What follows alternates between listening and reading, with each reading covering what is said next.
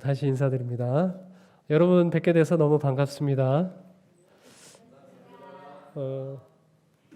제가 내각교회는 맨 처음 왔었던 게 예전에 그 지영배 목사님, 돌아가신 지영배 목사님하고 김종숙 사모님하고 같이 열린 기도회를 했었는데, 청년 시절에 그분들 청년 시절에 그때 처음 이제 내각교회 와가지고 밤새도록 이제 기도했던 그런 기억이 납니다.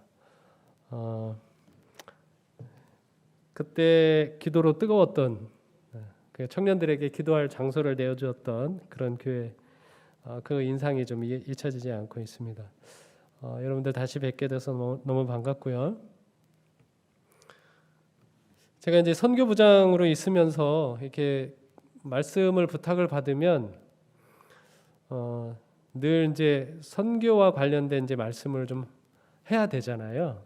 그래서 가끔은 이거 다른 내용으로 좀 해도 되나 이런 생각을 하다가도 다시 나에게 그런 말씀을 부탁한 이유는 교회 이제 선교와 관련된 마음을 좀 모으기 위해서 그런 것이다라고 생각을 하고 다시 말씀을 준비하는 경우가 있습니다. 오늘 또 이 말씀을 좀 준비하게 됐는데요. 신앙한다는 게 뭘까 이렇게 좀 생각을 해보면서 이게 다른 말로 어떻게 신앙한다는 걸 표현할 수 있지 생각을 해보니까 결국은 이제 전도한다는 말이구나라고 하는 그런 생각을 가지면서 좀 말씀을 전하고자 합니다. 여러분 집에 이제 아이들 키우시고 계신 분도 계시고 키우셨을 분도 계실 텐데 어떤 아이가 이제 둘 중에 하나를 선택하라면 어떤 아이를 선택할지 한번 좀 여러분 생각해 보시면 좋겠습니다.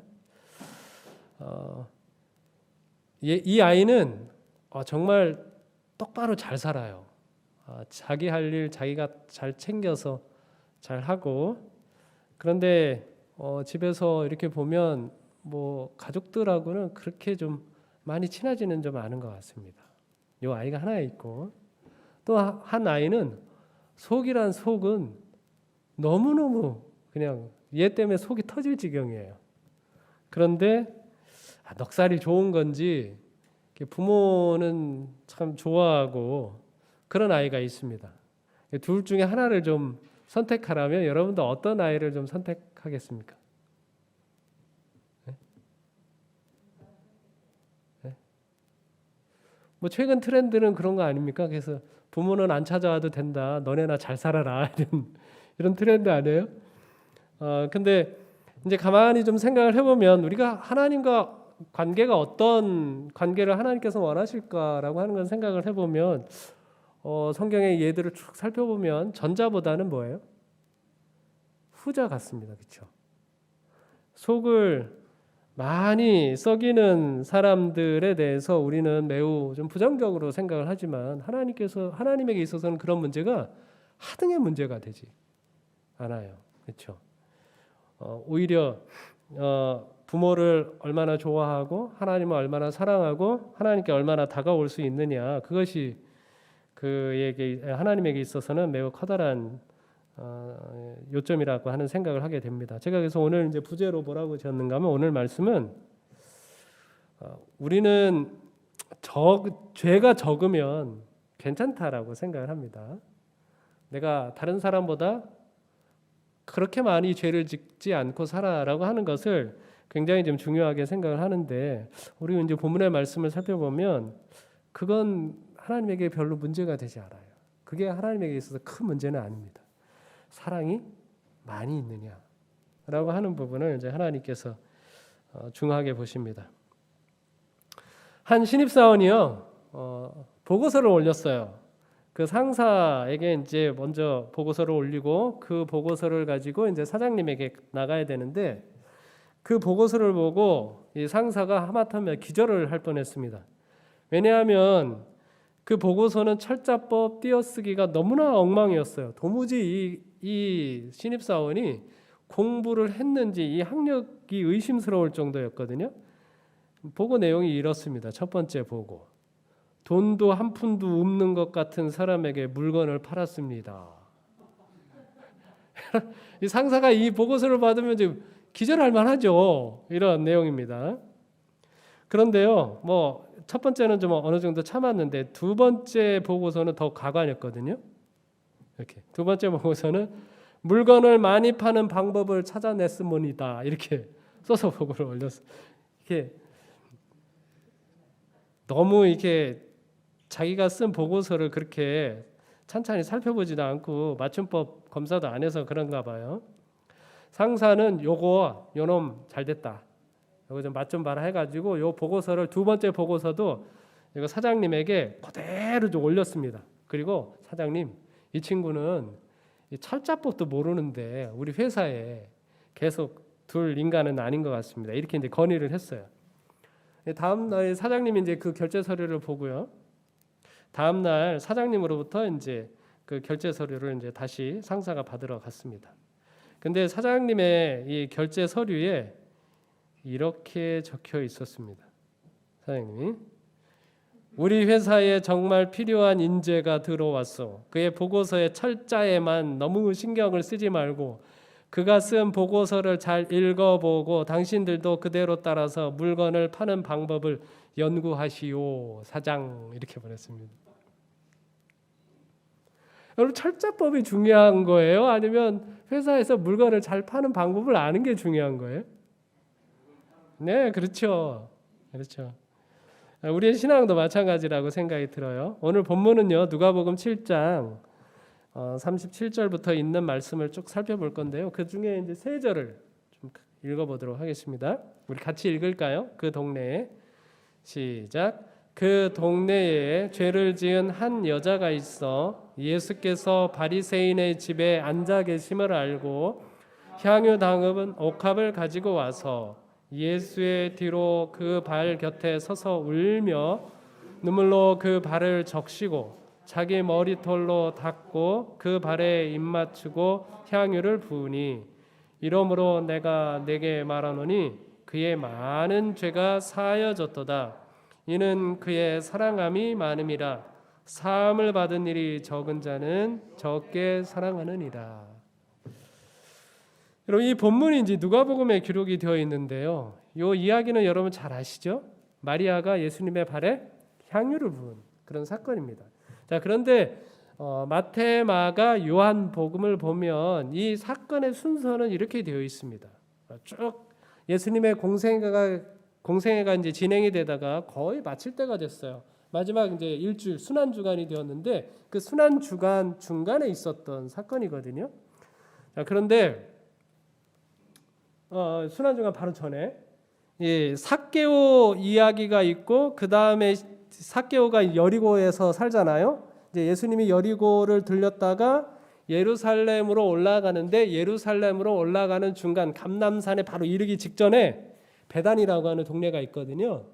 그래서 베다니에 들러서 시몬의 잔치에 참여를 하고 그 다음에 예루살렘에 입성을 했습니다. 이게 이제 원래 사건의 순서인데요. 누가는 이렇게 기록을 했습니다. 예수님의 초기 갈릴리 사역 그 중간에 시몬의 잔치 오늘의 본문이 기록되어 있고 그 다음에 갈릴리 사역이 있습니다. 한참 지난 다음에 삭개오의 이야기가 진행이 되죠. 그러니까 여러분 이게 원래 사건은 삭개오 이야기 다음에 있는데 누가는 삭개오 이야기도 나오기 한참 전에 이 이야기를 기록을 하고 있습니다. 여러분 왜 그랬을까요? 누가는 그래서 이제 신학자들 사이에 여기에 나와 있는 누가복음 7장에 나와 있는 이 여자는 마리아가 아니다라고 주장하는 사람도 있습니다. 그러나 이제 대부분은 누가복음 7장에 있는 사건과 마태, 마가, 요한의 이제 마지막 부분에 후반부에 있는 사건과 동일 인물이라고 이야기하고 있죠. 누가의 의도가 좀 참 궁금했습니다.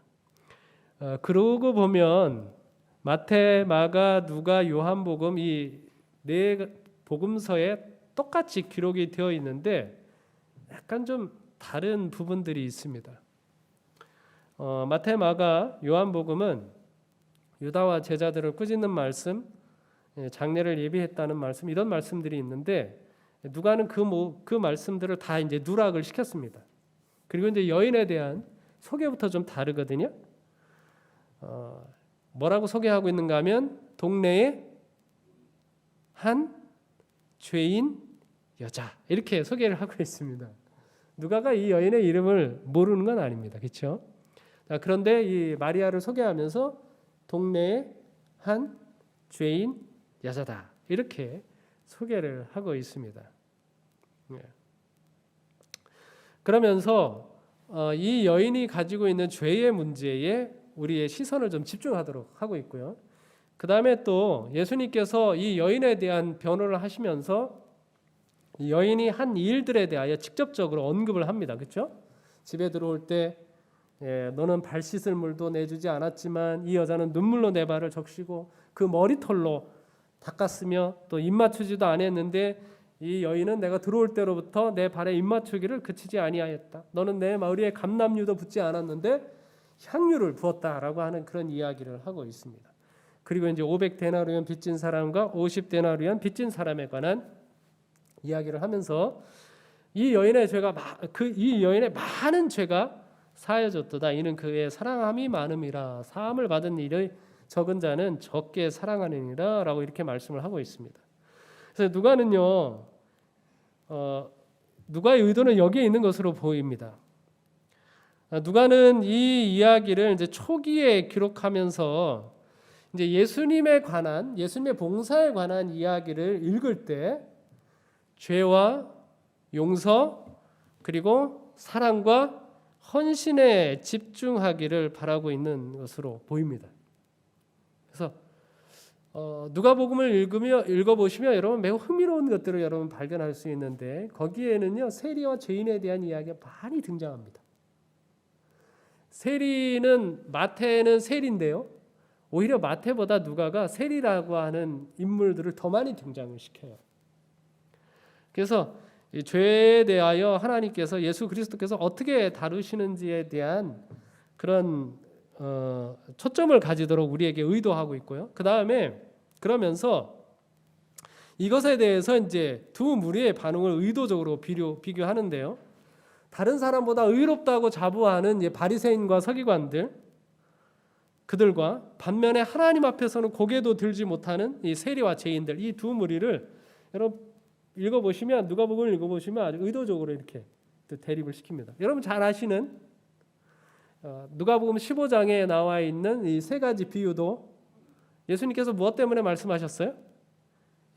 바리새인과 서기관들이 왜 당신은 죄인들과 함께 잡수시느냐라고 하는 그런 이제 반론이 있으니까 그때 이제 예수님께서 하신 이야기죠. 그리고 이제 그 절정은 두 사람이 성전에 올라갔던 이야기로 이제 절정이 이릅니다. 바리새인은 기도하는데 뭐라고 기도해요? 나는 저 사람과 같은 죄인이 아닌 것을 감사합니다라고 하면서 일에 두 번 금식하고 11조를 다 내고 이것들을 이제 하나님 앞에 이제 기도하면서 이야기하고 있는데 세리는 어떻게 기도해요?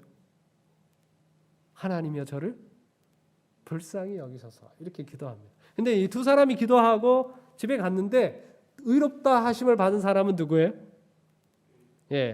하나님이여 저를 불쌍히 여기소서라고 했던 이 세리가 더 의롭다 하심을 받았다라고 이야기하고 있습니다.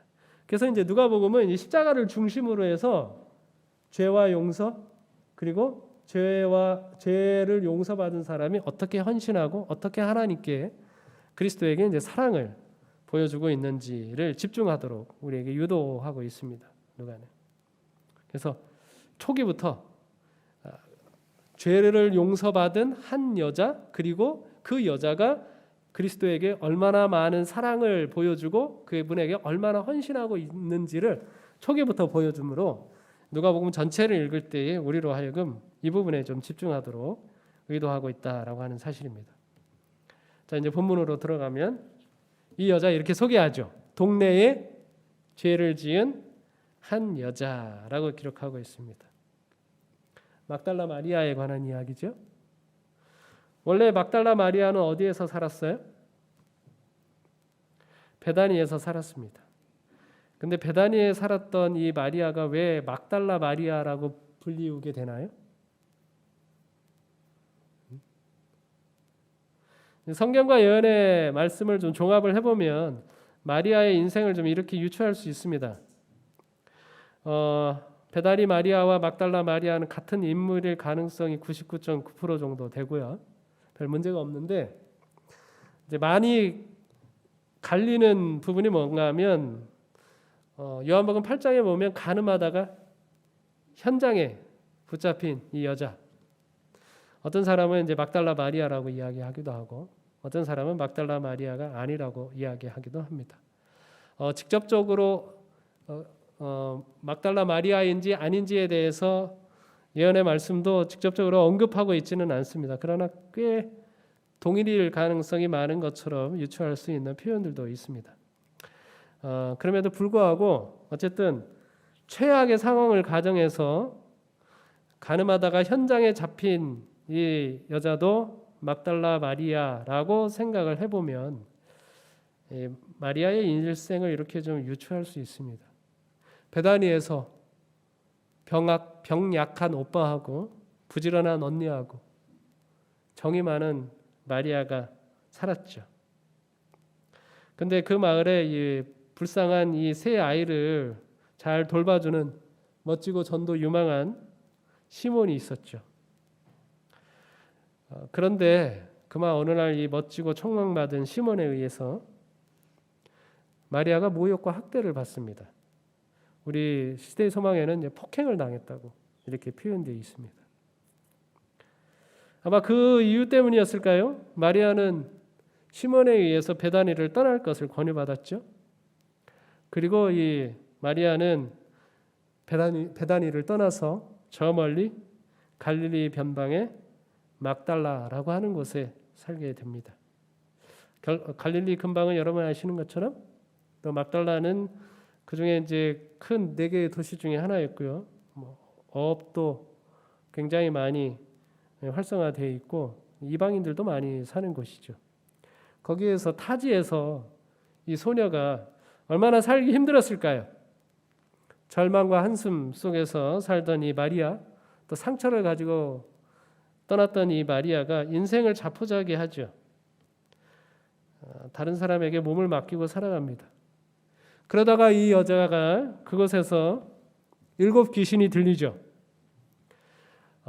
귀신 들린 이 마리아가 사람들에게 버림받습니다. 아무도 7 귀신이나 들린 이 여자를 거들떠보지 않아요. 그런데 그때 갈릴리에 동정 많은 구주 예수님께서 찾아오십니다. 그리고 누구를 만나요? 이 마리아를 만납니다. 그리고 귀신을 내쫓아 주시죠. 특별히 이 마리아에게서 이제 귀신을 7 귀신을 내어 쫓을 때 예수님께서 일순간에 그 7 귀신을 내쫓지 않으십니다. 그를 위하여 7번이나 뭐예요?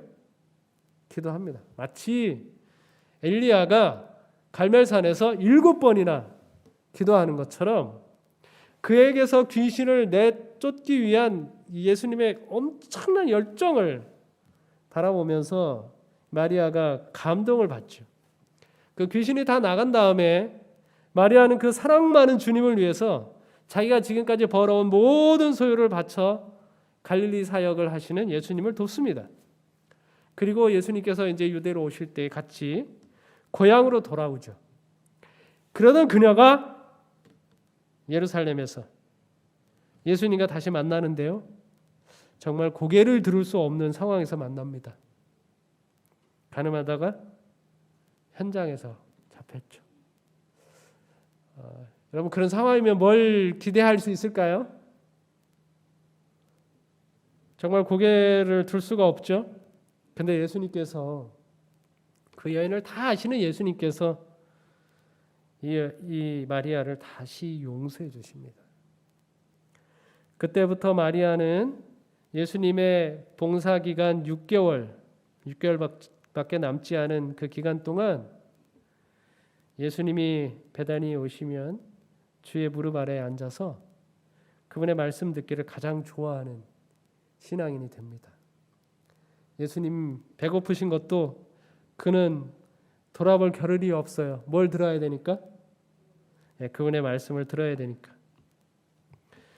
그리고 이제 예수께서 장사되기 5일 전에 향유를 부어 그 장사를 예비합니다. 마리아의 기구한 운명이죠. 기구한 인생을 삽니다. 자, 그런데 제가 이 본문의 말씀을 보면서 너무 가슴이 아픈 건 뭐냐 하면 그렇게 엄청난 과거의 삶을 청산하고 다시 베다니에 돌아왔거든요. 그리고 꽤 많은 시간이 흘렀거든요. 자, 그런데 여전히 동네에서는 마리아에 대해서 뭐라고 불러요? 죄를 지은 한 여자. 동네에서도 뭐한 여자예요? 죄로 말미암아서 죄에 대해서 아주 유명한 여자라고 표현을 하고 있습니다. 참 아프죠? 가슴이 아프죠? 예수님께서 그렇게 용서하셨지만 사람들은 잘 용서를 못합니다.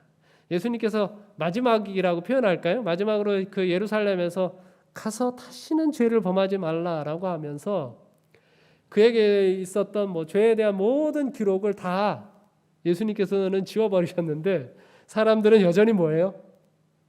죄를 지은 한 여자라고 이렇게 표현을 하고 있습니다. 우리가 가지고 있는 다른 사람에 대한 우월의식입니다. 교회에서도 마찬가지예요. 여러분, 우리가 신앙을 할 때 스스로 자기를 평가하면서 뭘 기준으로 평가하는가 하면 나는 다른 사람들보다 죄를 덜 짓는다. 나는 죄를 별로 짓지 않는다. 나는 별로 잘못하지 않는다. 라고 자기 스스로를 평가합니다. 그래서 나보다 더 많은 죄를 짓고 있는 사람을 보면 내가 죄를 짓고 있다라고 그렇게 의식은 안 하죠. 나는 별로 잘못하지 않는다라고 생각을 하고 다른 사람의 잘못을 바라보면서 우리는 자꾸 뭐라 그래요? 저 사람 저래가지고 되나? 그런 생각을 많이 갖고 있는 거죠. 자, 그런데 예수님께서 이렇게 생각을 하고 있는 이 바리새인 시몬에게 예수님께서 관점을 좀 돌리는 거 있습니다. 50데나리온과 500데나리온 빚진 자에 관한 비유를 말씀하고 있는 것이죠. 시몬이 그렇게 생각하고 있지 않습니까? 이 여인이 예수님을 자꾸 만지고 있는데 예수님이 그걸 이 여자가 죄인이라고 하는 사실을 알아요, 몰라요? 모르는 것처럼 보입니다. 만약에 안다고 하면 저 부정한 여자가 자기를 만지는 것을 허락할 수 있다, 없다? 허락할 수 없다고 생각하는 겁니다. 그래서 예수님은 메시아가 아닐 거라고 생각을 하고 있는 것이죠. 하나님은 저렇게 부정한 여자하고 접촉하지 않을 것이다 라고 이렇게 생각을 하고 있는 것입니다. 시몬의 관점은 뭐였는가 하면 50데나리온 지금 돈으로 하면 한 500만 원 될까요? 500데나리온은 한 5천만 원 정도 됩니다. 한 10배 차이가 나죠. 나도 물론 죄인이 아니다라고 이야기할 수는 없습니다. 그러나 이 시몬의 마음 가운데는 적어도 나는 저 사람보다는 내가 10배나 더 좋은 사람이라고 생각을 하고 있습니다. 왜냐하면 내가 저만큼 죄를 짓지는 않았으니까. 그런데 그렇게 생각하고 있는 시몬의 관점을 예수님은 뭐 하는 거예요? 돌리고 있는 것입니다. 예수님은 너는 지금 저 여자는 500데나리온 저렇게 많은 죄를 지었고 나는 별로 죄를 짓지 않았다라고 너가 생각하고 있는데 아니야. 그건 중요한 것이 아니라 네가 나를 사랑한다고 하는 그 사랑과 헌신은 50데나리온 밖에 되지 않고 저 여자가 나를 사랑하고 나에게 대한 헌신의 마음은 500데나리온이다. 너보다 10배나 더 나를 사랑하고 나에 대한 헌신의 마음을 가지고 있다라고 지금 예수님께서 이야기하고 있는 것이죠. 그러니까 예수님께서 우리를 바라보시면서 우리가 어떤 신앙을 하고 있느냐라고 볼 때 예수님은 뭘 중요하게 여기신다는 거예요? 과연 우리가 예수님을 얼마나 사랑하고 있는지, 예수님에 대한 얼마나 헌신의 마음을 가지고 있는지를 예수님께서는 중요하게 여기는데 우리는 그거는 미처 생각하지 않고 나는 별로 잘못하지 않는다라고 이렇게 생각을 한다라고 하는 것이죠. 그래서 우리는 어떻게 신앙 자기 스스로를 평가하는가 하면 나는 매 안식일마다 교회에 온다. 매 안식일마다 교회 오는 것도 중요하죠. 그러나 그것보다 훨씬 더 중요한 것은 무엇인가 하면 그 안식일 날 예배에 와가지고 과연 내가 누구를 만났느냐? 내가 하나님의 임재를 경험을 했느냐? 그리고 하나님을 예배하면서 그분의 품성에 나의 품성이 되어서 과연 내가 우리 교회에서 어떤 성도들을 우리 교회 성도들을 사랑하는 마음으로 대하고 있느냐? 이게 훨씬 더 중요한 것이거든요. 네. 근데 우리는 미처 그런 것을 생각하지 않습니다.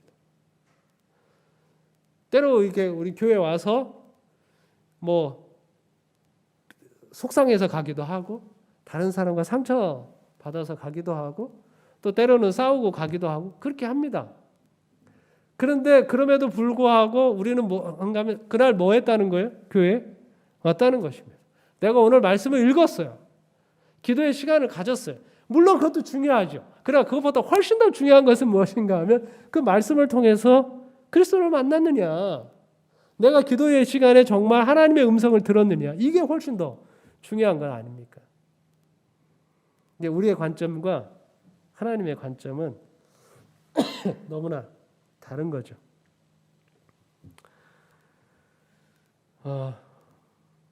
우리 교인들이 가지고 있는 자부심도 있습니다. 우리 교인들은 다른 교인들과 다르게 술도 먹지 않고 담배도 피지 않고 좀 더 도덕적인 것처럼 보이죠.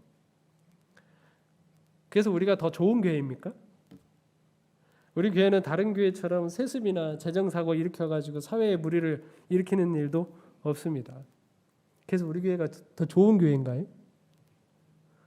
물론 좋은 교회일 수 있습니다. 그렇게 하기도 더 하고 또 뭐 해야 돼요? 더 중요한 것은 과연 우리는 얼마나 하나님을 사랑하고 우리는 얼마나 더 이웃을 사랑하고 있느냐. 이게 훨씬 더 중요한 문제인 거죠. 그래서 예수님께서는 우리에게 이렇게 묻기를 바라는 거예요. 얼마나 죄를 짓지 않느냐가 아니라 뭐예요?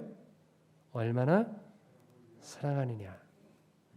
이걸 묻기를 바라는 것입니다.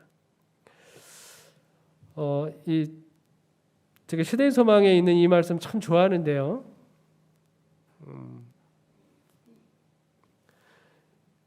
우리가 정말 예수 그리스도를 믿고 구원을 얻었다라고 하는 것이 무엇인가? 우리가 하나님의 율법을 지킨다라고 하는 것이 무엇인가? 저는 그 율법을 법칙이라고 설명하기를 좋아합니다. 그렇게 이해하고 있습니다. 우리가 율법을 지켜서 의로워지느냐?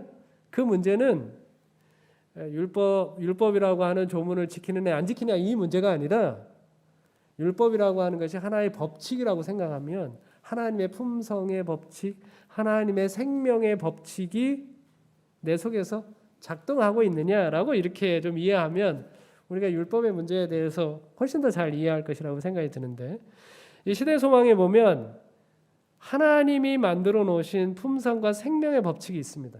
여기 보시면 시대 소망 20쪽에 보면 사람의 이기적인 마음에는 자기를 위하여 사는 것은 하나도 없다 이렇게 말씀하고 있습니다. 자, 우주의 생명의 법칙은 뭐예요? 우주의 생명의 법칙? 여기 우주의 생명의 법칙은 무엇인가 하면 하나님께로부터 그리스도가 모든 것을 받아서 그리스도를 통해서 모든 만물에게 나누어 주고 모든 만물은 그것을 받아서 다시 그리스도를 통하여 하나님에게 그 영광을 돌려드리는 것. 그래서 여기 표현한 것처럼 자해의 순환. 이게 뭐라고요? 우주에 만들어 놓으신 생명의 법칙이라는 것입니다. 그림으로 표현하면 이렇게 될 수 있습니다. 우리가 하나님께로부터 뭘 받았고요? 생명을 받아가지고 그리스도를 통하여 만물, 그리고 만물은 사랑으로 그리스도를 통하여 이제 하나님에게 돌려지는 것. 여기 이제 자애라고 되어 있는 저 표현은 실천적인 사랑입니다. 그냥 단순히 사랑이 아니라 관념적인 사랑이 아니라 실천적인 사랑을 의미하는 거예요. 근데 이 순환이 온전히 이루어지는 것이 생명의 법칙인데요.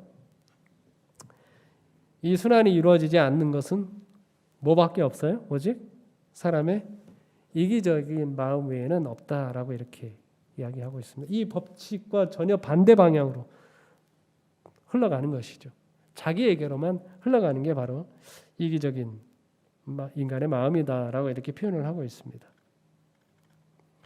그래서 우리가 하나님을 믿는다라고 하는 말은 다른 말로 표현하면 뭐예요? 저렇게 사랑의 순환, 우주의 생명의 법칙, 자해의 순환이 우리 속에서 계속해서 이루어지고 있는 것이 바로 우리가 하나님을 믿는다라고 하는 겁니다.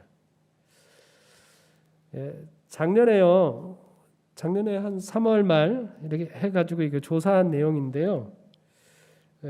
우리 서주환 앞에에 한 1,000명 정도 되는 성도님들을 대상으로 이제 조사를 한 내용입니다. 이 내용은 뭐냐면 재림교인으로서 행복하십니까? 이렇게 물었어요.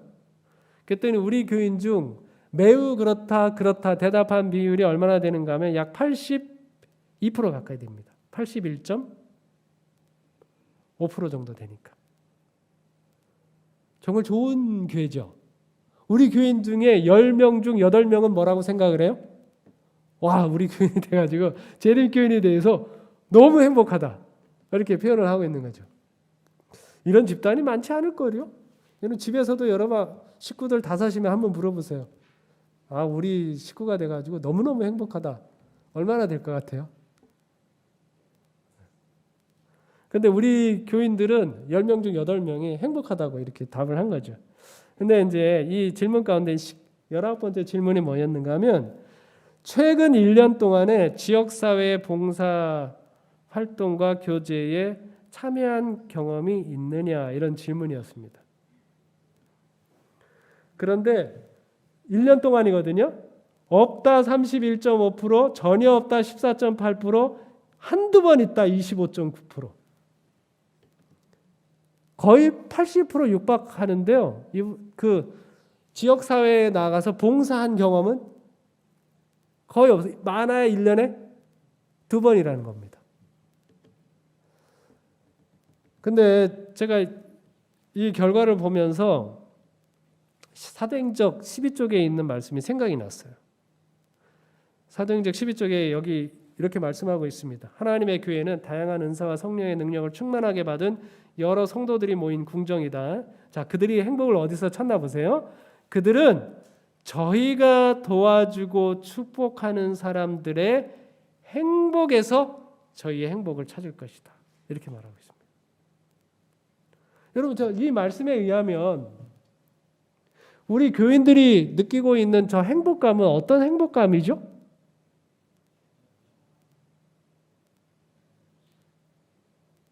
뭔가 좀 잘못된 거 아닌가요?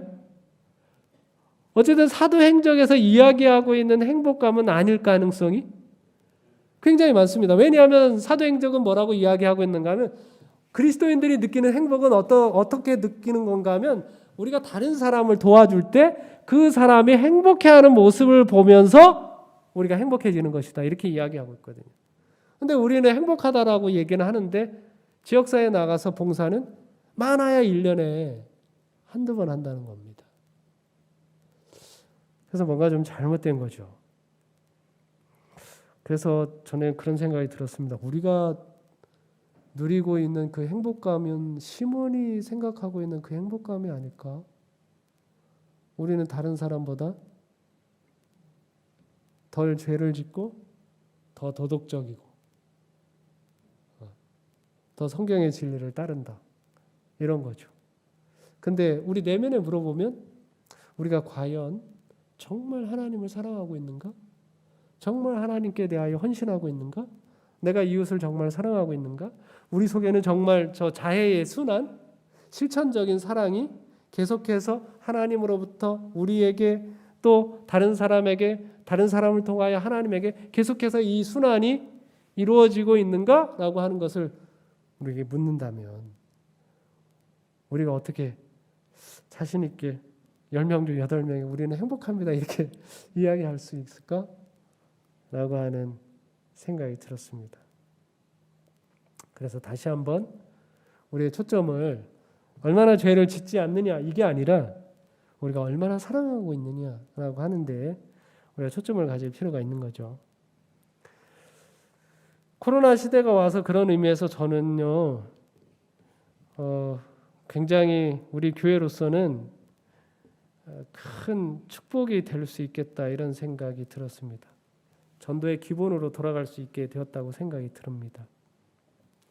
저희는 우리 교회가 지금까지 전도하는 방식이요, 우리의 옳은 기별에 이렇게 자신이 있었습니다. 그래서 우리 옳은 기별을 전하기만 하면 사람들이 굴복할 수밖에 없다고 생각을 했죠. 여러분 예언 세미나 합니다. 우리가 예언 세미나 하면 여러분 이거 사람이 잘 안 들어서 그렇지 듣기만 하면 어떻게 되게 돼 있어요? 그 말씀에 굴복할 수밖에 없습니다. 그렇죠? 건강 세미나는요. 건강 세미나 우리가 한 20년 전에 얼마나 이 한국을 뒤흔들어 놓을 정도로 강력하게 전했습니까? 안식일 기별 이거 듣기만 하면 우리가 정말 합리적으로 논리적으로 성경 공부를 하면 이거 말도 안 된다 이렇게 말할 수 있는 사람이 얼마나 될까요? 우리는 우리 기별에 대한 자신이 있었거든요. 근데 그거 가지고 됩니까 안 됩니까? 이제 코로나는 그거 가지고 잘 안 될 가능성이 많아졌습니다. 왜냐하면 웬만해서는 이제 교회에 사람 데리고 오는 일이 쉽지 않죠. 더군다나 이제 교회에 대한 인식은 안 좋아졌었죠. 어떻게 전도할 수 있을까요? 이제 우리가 해야 될 거는 뭐냐? 우리가 옳은 사람이 아니라 물론 옳은 사람도 되긴 해야 되는데 옳은 사람을 넘어서서 좋은 사람이 되어야 그 확신을 주어야 할 필요가 생겼습니다. 그래서 사람들이 볼 때 야, 재림교인들은 정말 사랑스러운 사람들이구나. 정이 가는 사람이구나. 사랑할 수밖에 없는 사람들이구나라고 하는 확신을 줄 필요가 생겼습니다. 그래서 이제 여러분 우리가 이제 전도하는 것이 이제 삶이 될 필요가 있습니다. 우리가 이제 복음을 예전에는 막 이벤트처럼 1년에 막 한두 번 이제 전도회를 하면 뭐 거기다 이제 사람만 데려오면 되니까 이렇게 생각했다면 이제는 우리가 평소부터 다른 사람에게 정말 좋은 사람이 되어서 우리가 가마를 끼쳐서 전도해야 되는 그런 상황이 되었다고 생각이 듭니다. 그래서 제가 이제 작년에 선교부장이 되면서 하루에 좀 30분 전도를 위한 시간을 좀 구별하려고 좀 노력을 하고 있습니다. 기도하고 말씀 보는 거는 시간을 좀 구별을 하거든요. 근데 여러분 어떤지 모르겠습니다. 그런데 여러분 전도를 위해서도 하루에 이렇게 매일 이렇게 시간을 구별하나요? 좀 그걸 좀 삶이 되려고 합니다. 그래서 구도자를 놓고 좋은 말씀을 전할 수 있는 사람에게는 좋은 말씀 전하고 뭐 그렇지 않은 사람은 그냥 뭐라도 하고 안부 전화라도 하고 카톡 메시지라도 이렇게 보내고 이제 좋은 사람이라고 하는 그런 확신을 줘야 되겠구나. 매일 이렇게 시간을 구별할 필요가 있겠다 이런 생각을 합니다. 그래서 그런 마인드를 늘 가지려고 해요. 그래서 엘리베이터에서 만나는 분들에게 인사하려고 이렇게 노력을 하고 있습니다. 그런데 그래도 아무리 이렇게 생각하고 노력은 하는데 깍듯이 인사하는 거는 잘 안 되더라고요. 엘리베이터에서 서로 이상하게 생각할 것 같아가지고 깍듯이 인사하는 건 잘 안 돼. 그냥 눈으로 좀 안녕하세요 이렇게 인사하지만 그런 노력을 합니다. 왜냐하면 우리가 얼마나 좋은 사람이 되고 얼마나 그들을 사랑하느냐라고 하는 그런 부분이 좀 매우 중요하다라고 생각이 들어서 그렇습니다. 그리고 이거는 이제 우리 합회 어플인데요. 어플의 한 부분인데 우리 성도님들이 어떻게 쉽게 이제 전도를 할 수 있을까 그런 이제 뭐 노력도 해서 뭐 우리 목사님들이 요즘 유튜브로 이제 방송을 많이 하니까 유튜브 말씀을 좀 듣고 거기서 말씀을 한 3분 정도로 이렇게 잘라가지고 편집을 해서 말씀을 또 쉽게 나눌 수 있도록 합니다. 그래서 저는 그걸 많이 사용합니다. 그러니까 관리하고 있는 구도자들에게 일주일에 한 번 정도씩 저걸 이제 편집해서 올리는데 그것을 나누는 거죠. 임수구 목사님 3분 설교도 있는데 혹시 여러분 들어보셨나요? 제가 한번 들려드릴게요.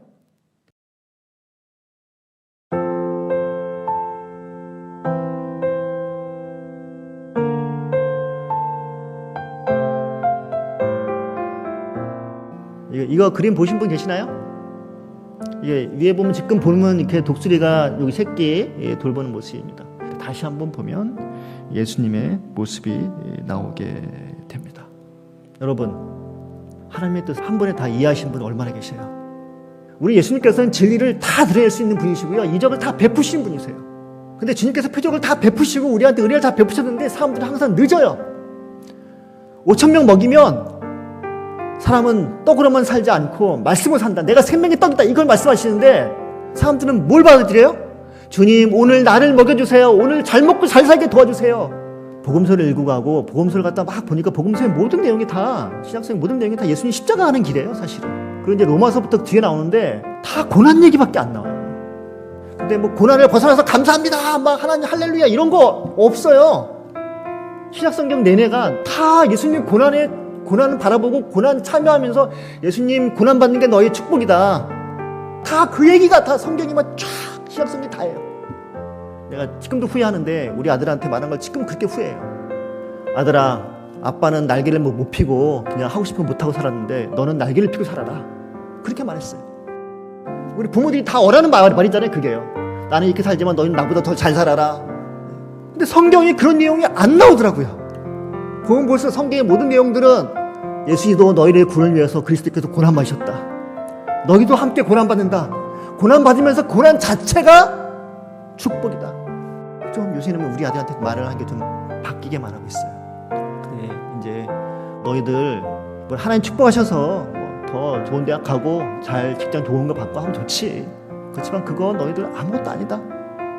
그냥 감사하고 하나님이 어디로 인도하실 건데 거기서 누군가를 섬기고 살면 좋겠다.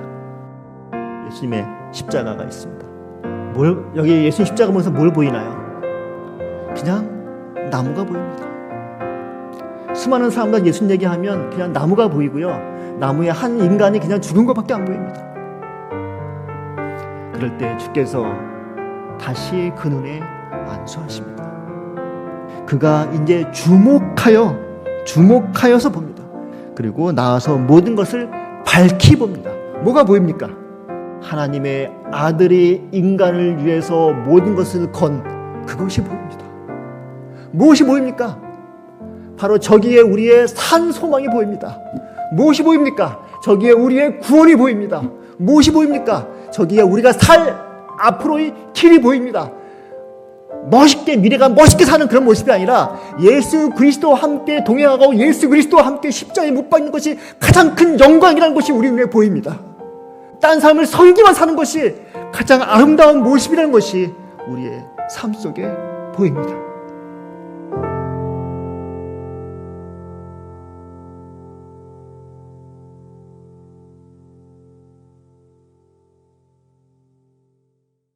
이 말씀을 또 다른 사람에게 이제 전하는데 좀 활용하면 좋겠다 이런 생각이 들어서 올리고 있습니다. 예수님이 전도하시는 방법도 이 방식이었어요. 얼마나 사랑하느냐. 오직 그리스도의 방법을 사용함으로써만 사람들을 접촉할 때 참 성공을 거둘 것이다. 그분의 방법이 뭐예요? 사람들과 뭐 하는 거예요? 섞이시는 거예요. 사람들에게 뭘 보여주시는 거예요? 그분의 동정심을 보여주시는 거예요. 그리고 그들의 신임을 얻는 것입니다. 그래서 우리의 신앙이라고 하는 것은 무엇인가 하면 나의 영향력에 있는 사람들에게 얼마나 하나님의 사랑을, 그들을 얼마나 사랑할 수 있느냐, 이것이 초점입니다. 여기에 하나님께서는 관심을 갖도록 이야기하고 있는 겁니다. 리빙스턴이라고 하는 분, 아프리카 잠비아인들이 써놓은 이제 감사의 글인데요. 리빙스턴의 묘비에 데이비드 리빙스턴이 이제 아프리카에서 평생 복음을 위해서 헌신한 분입니다. 그러나 정작 이분은 다른 사람들이 자신에게 헌신하고 있다라고 하는 칭찬을 말하는 거 매우 싫어했습니다. 그 이유에 대해서 그가 이렇게 말했는데요. 사람들은 내가 아프리카에서 생애 대부분을 보냈다는 사실을 헌신이라고 말합니다. 그러나 하나님께서 주신 은혜의 빚을 생각하면 그것은 보잘것없는 것입니다. 우리가 선을 베풀며 마음의 평화를 얻고 영광스러운 내일을 위해 노력하는 것이 헌신이 될 수 있나요? 결코 그럴 수 없습니다. 그것은 절대로 헌신이 아닙니다. 차라리 그것은 특권이라고 말해야 합니다. 나는 결코 헌신을 한 적이 없습니다. 우리를 위해 십자가에 달려 돌아가신 그리스도의 은혜를 생각할 때 우리는 헌신이라는 말을 감히 할 수 없을 것입니다. 그리고 이 묘비, 그래서 잠비아 사람들이 이렇게 써놓은 겁니다. 당신이 오시기 전에는 우리가 어둠 가운데 살았는데 당신이 가신 후 우리는 빛 가운데 삽니다. 얼마나 축복된 삶입니까? 제가 좋아하는 시입니다. 박용재라고 하는 분이 지은 시인데요. 사람은 얼마만큼 산다? 사랑한 만큼 산다. 저 향기로운 꽃들을 사랑한 만큼 산다. 저 아름다운 목소리의 새들을 사랑한 만큼 산다. 숲을 온통 싱그러움으로 채우는 나무들을 사랑한 만큼 산다. 사람은 사랑한 만큼 산다. 이글거리는 붉은 태양을 사랑한 만큼 산다. 외로움에 젖은 낮달을 사랑한 만큼 산다. 밤 하늘의 별들을 사랑한 만큼 산다. 사람은 사람을 사랑한 만큼 산다. 홀로 저문 길을 아스라이 걸어가는 봄, 여름, 가을, 겨울의 나그네를 사랑한 만큼 산다. 예기치 않은 운명에 몸부림치는 생애를 사랑한 만큼 산다. 사람은 그 무언가를 사랑한 부피와 넓이와 깊이만큼 산다. 그만큼이 인생이다. 여러분, 영생이 뭘까요? 영생의 길이를 어떻게 측정할 수 있을까요? 영생의 넓이를 어떻게 측정할 수 있을까요? 영생의 높이를 어떻게 측정할 수 있을까요? 끝없이 무한한 것이죠. 측정할 수 있어요. 근데 사랑의 길이만큼이 영생, 사랑의 높이만큼이 영생이고 사랑의 너비만큼이 영생이라고 하는 것입니다. 신앙을 너무나 잘 정리했죠. 우리가 예수님을 믿는다고 하는 것은 그래서 결국 전도한다는 말입니다.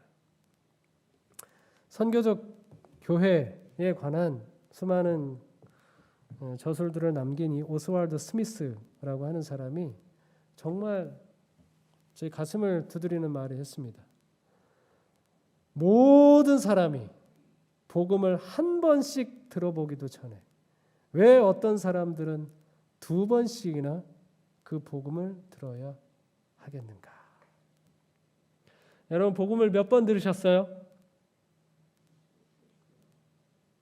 여러분 주변에 한 번도 못 들은 사람 있어요, 없어요? 왜 그들은 못 듣는데 우리는 이렇게 자주 들어야 되죠?